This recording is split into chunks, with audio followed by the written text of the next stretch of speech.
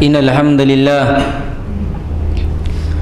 نحمده ونستعينه ونستغفره ونعوذ بالله من شرور أنفسنا ومن سيئات أعمالنا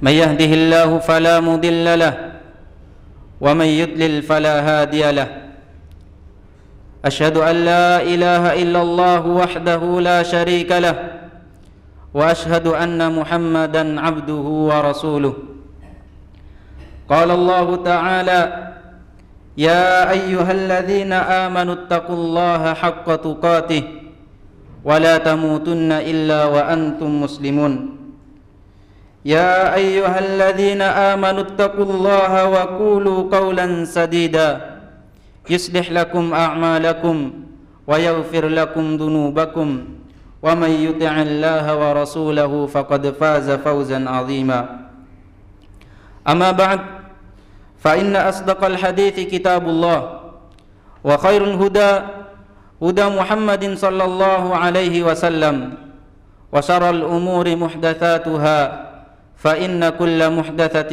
بدعة وكل بدعة ضلالة وكل ضلالة في النار. Kaum muslimin yang semoga senantiasa dirahmati oleh Allah Subhanahu wa taala. Dari atas mimbar ini kami selaku khatib ingin mewasiatkan kepada diri kami pribadi dan kepada jamaah sekalian untuk senantiasa meningkatkan ketakwaannya kepada Allah Subhanahu wa taala. Karena barang siapa yang bertakwa kepada Allah, maka Allah Subhanahu wa taala akan berikan jalan keluar dari semua urusannya. Kaum muslimin yang semoga senantiasa dirahmati oleh Allah Subhanahu wa taala. Di dalam sebuah hadis yang sahih dari Umar ibn al-Khattab radhiyallahu an menceritakan bahwasanya pada suatu hari Jibril datang kepada Nabi sallallahu alaihi wasallam. Malaikat Jibril menyerupai manusia dan datang kepada Nabi sallallahu alaihi wasallam. Lalu dia bertanya kepada Nabi tentang Islam. Nabi sallallahu alaihi wasallam menjawabnya dengan rukun-rukun Islam. Kemudian bertanya tentang iman. Nabi sallallahu alaihi wasallam menjawab dengan rukun-rukun iman. Dan yang ketiga, bertanya tentang ihsan. Nabi sallallahu alaihi wasallam menjawabnya dengan mengatakan anta'budallaha ka'annaka tarah fa illam takun tarah fa innahu yarak. Engkau beribadah kepada Allah Subhanahu wa taala seakan-akan melihatnya. Kalau tidak, maka sesungguhnya Allah Subhanahu wa taala melihatmu. Maka ma'asyiral muslimin rahimani wa rahimakumullah. Dari hadis ini para ulama mengatakan bahwasanya agama memiliki 3 tingkatan. Tingkatan yang pertama adalah Islam, kemudian yang kedua adalah iman, dan tingkatan yang ketiga yang paling tinggi adalah al-ihsan. Kaum muslimin yang semoga senantiasa dirahmati oleh Allah Subhanahu wa taala. Semua orang mukmin, semua orang Islam diperintahkan oleh Allah Subhanahu wa taala untuk berbuat ihsan, untuk berbuat baik, baik itu di dalam urusan ibadahnya kepada Allah Subhanahu wa taala atau di dalam muamalahnya dengan makhluk-makhluk Allah Subhanahu wa taala. Sebagaimana Allah Subhanahu wa taala berfirman di dalam Al-Qur'an, Tabarakalladzi biyadihil mulk wa huwa ala kulli syai'in qadir. Alladzi khalaqal mauta wal hayata liyabluwakum ayyukum ahsanu amala. Kata Allah Subhanahu wa taala di dalam Al-Qur'an, Maha suci Allah Subhanahu wa taala yang di tangannya segala kerajaan. Dialah yang maha kuasa atas segalanya. Dia yang menciptakan kematian dan kehidupan supaya menguji siapa di antara kalian yang paling baik amalnya. Di dalam ayat yang lain Allah Subhanahu wa taala berfirman, Innallaha ma'al ladzina ittaqaw wal ladzina hum muhsinun. Sesungguhnya Allah Subhanahu wa taala bersama orang-orang yang bertakwa dan bersama orang-orang yang berbuat ihsan, yaitu orang-orang yang berbuat baik. Kaum muslimin yang semoga dirahmati oleh Allah Subhanahu wa taala, berbuat baik di dalam ibadah. Hal ini berbuat baik di dalam ibadah kepada Allah Subhanahu wa taala. Yang pertama adalah ihsan, berbuat baik dalam ibadah kepada Allah Subhanahu wa taala, dan berbuat baik dalam ibadah sebagaimana disabdakan oleh Nabi sallallahu alaihi wasallam tatkala ditanya oleh Jibril, yaitu beribadah kepada Allah Subhanahu wa taala seakan-akan melihat Allah, atau kalau tidak sesungguhnya Allah Subhanahu wa taala Maha melihatnya. Maka berbuat ihsan dalam ibadah memiliki memiliki dua tingkatan.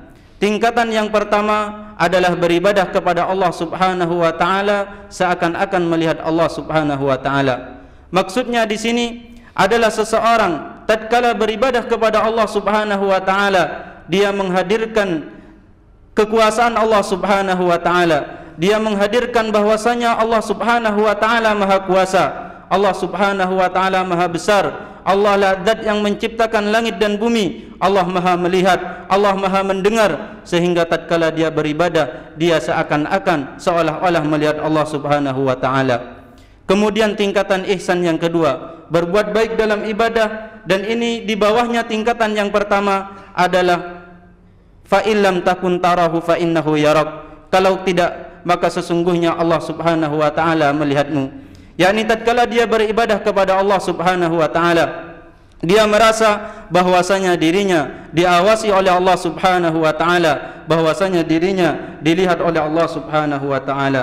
Oleh karena itu kaum muslimin, agar kita bisa, oleh karena itu seseorang yang mengenal Allah Subhanahu wa taala, seseorang yang mengenal nama dan sifat Allah Subhanahu wa taala, yang mengenal bahwasanya Allah Subhanahu wa taala Maha Agung, bahwasanya Allah Subhanahu wa taala Maha Besar, dia akan semakin baik dalam ibadahnya, dia akan semakin bertambah ihsannya di dalam ibadah kepada Allah Subhanahu wa taala. Kemudian kaum muslimin yang semoga dirahmati oleh Allah Subhanahu wa taala, di antara faedah ihsan dalam beribadah, seorang yang berbuat ihsan, berbuat baik dalam ibadahnya, dia beribadah seakan-akan melihat Allah, atau seakan-akan, atau dia meyakini bahwasanya Allah Subhanahu wa taala melihatnya, dia akan senantiasa ikhlas di dalam ibadahnya, karena dia tahu tatkala beribadah dia dilihat oleh Allah Subhanahu wa taala, dia tatkala beribadah didengar oleh Allah Subhanahu wa taala, sehingga dia tidak menginginkan pujian dari manusia dan tidak menginginkan pandangan manusia kepadanya. Kemudian yang kedua, faedah dari orang yang ihsan dalam ibadahnya, yaitu dia akan senantiasa bersungguh-sungguh dalam beribadah, akan melakukan amalan-amalan ibadah yang paling sempurna, akan menyempurnakan ibadahnya khusyuk tunduk kepada Allah Subhanahu wa taala, karena tidak ada yang ia harapkan melainkan wajah Allah Subhanahu wa taala, karena dia merasa bahwasanya dirinya sedang beribadah di hadapan Allah Subhanahu wa taala. Ma'asyiral muslimin rahimani wa rahimakumullah.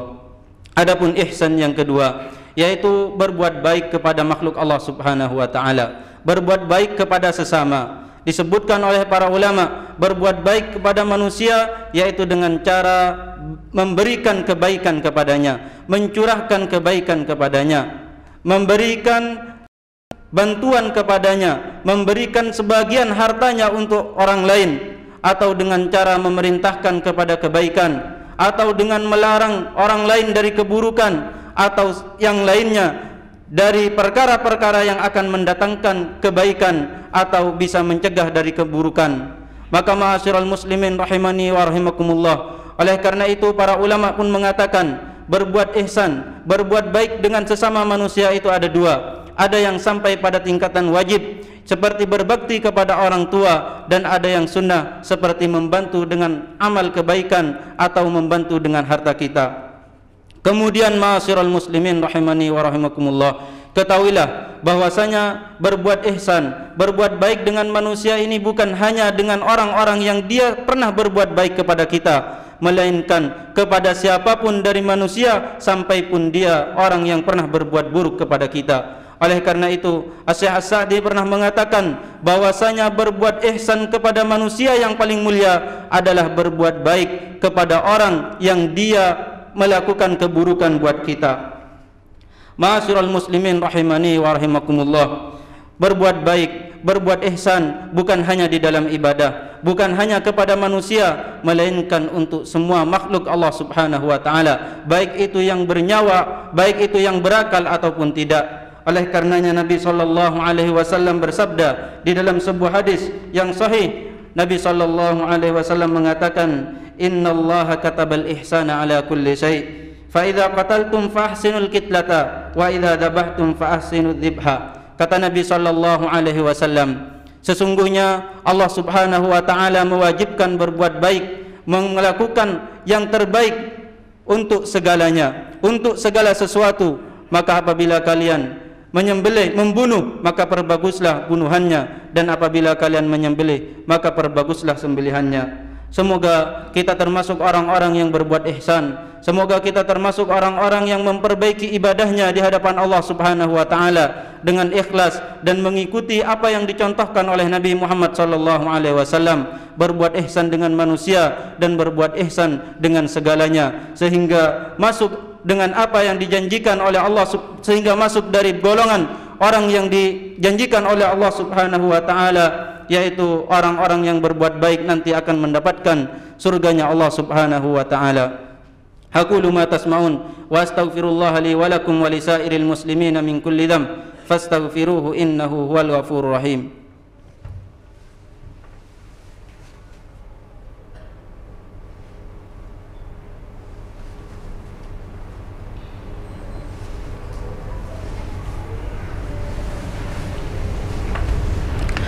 Alhamdulillahi rabbil alamin, wassalatu wassalamu ala rasulil amin wa ala alihi wa sahbihi ajma'in, amma ba'du. Ma'asyiral muslimin rahimani wa rahimakumullah. Bertakwalah kepada Allah Subhanahu wa taala dan berbuatlah baik dan berbuatlah ihsan, karena sesungguhnya orang yang berbuat baik dalam ibadah, orang yang berbuat baik dengan makhluk Allah Subhanahu wa taala, dia akan mendapatkan beberapa keutamaan.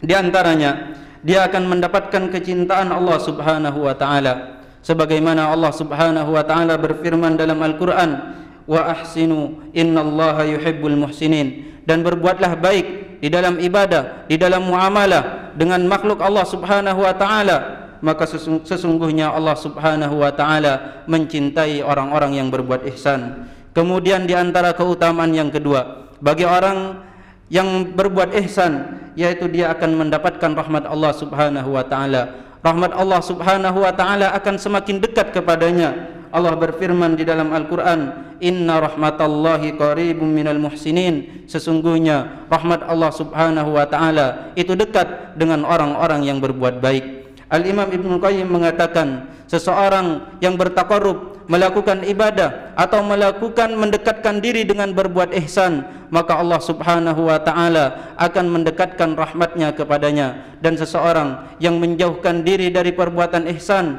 maka Allah Subhanahu wa taala akan menjauhkan rahmatnya darinya. Kemudian yang ketiga, dari keutamaan orang yang berbuat ihsan, dia akan dimasukkan oleh Allah Subhanahu wa taala ke dalam surganya, dan dia mendapatkan kenikmatan yang paling besar, yaitu melihat wajah Allah Subhanahu wa taala. Allah Subhanahu wa taala berfirman dalam Al-Qur'an, hal jazaa'ul ihsan illa al-ihsan. Tidak ada balasan orang yang berbuat kebaikan kecuali kebaikan pula. Al-Imam Ibnu Katsir mengatakan, menafsirkan ayat ini, tidak ada bagi orang yang berbuat baik di dunia melainkan baginya yaitu surga nanti di akhirat, sebagaimana malaikat akan mendapatkan kebaikan di akhirat. Sebagaimana firman Allah Subhanahu wa taala, lilladzina ahsanul husna wa ziyadah. Bagi orang yang berbuat baik akan mendapatkan pahala yang terbaik, yaitu surga, wa ziyadah, dan tambahan. Para ulama menafsirkan az-ziyadah di sini adalah melihat wajah Allah Subhanahu wa taala. Innallaha wa malaikatahu yusalluna 'alan nabi. Ya ayyuhalladzina amanu sallu 'alaihi wa sallimu taslima. Allahumma salli wa sallim 'ala nabiyyina Muhammad wa 'ala alihi wa sahbihi ajma'in. Allahumma ighfir lil muslimina wal muslimat wal mu'minina wal mu'minat al ahya'i minhum wal amwat. Rabbana faghfir lana dhunubana wa kaffir 'anna as-sayyi'at wa tawaffana ma'al abrar. Rabbana atina fid dunya hasanah wa fil akhirati hasanah wa qina adzabannar. Wa sallallahu ala nabiyyina Muhammad walhamdulillahi rabbil alamin. Wa aqim shalah.